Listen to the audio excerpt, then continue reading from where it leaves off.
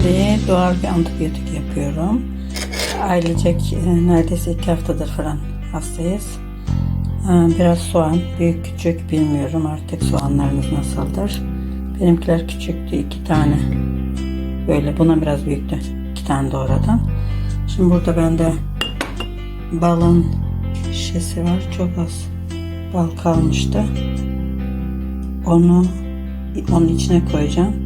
Sonra buradan da biraz daha bal ekleyeceğim üstüne. Evet.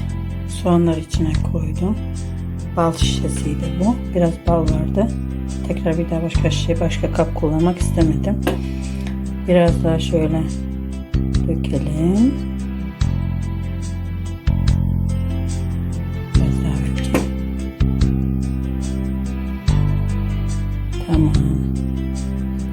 Bu kadar. Şimdi çalkalayacağım. Yani karıştıracağım kaşıkla. Sonra bekleteceğim biraz. Sulandıkça içeceğim. Sabah bir yemek kaşığı, akşam bir yemek kaşığı.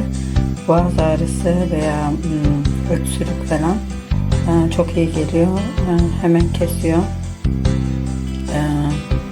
Yani doğal bir antibiyotik tavsiye ederim. Şimdi şöyle biraz karıştıralım. Tek elimle tabii.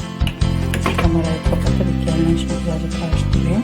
Şimdi güzel bir şekilde karıştırdım ve beklemeye alayım. Şöyle tersine çevireyim. Beklesin, sulansın. Sabah bir yemek kaşığı, akşam bir yemek kaşığı doğal antibiyotik.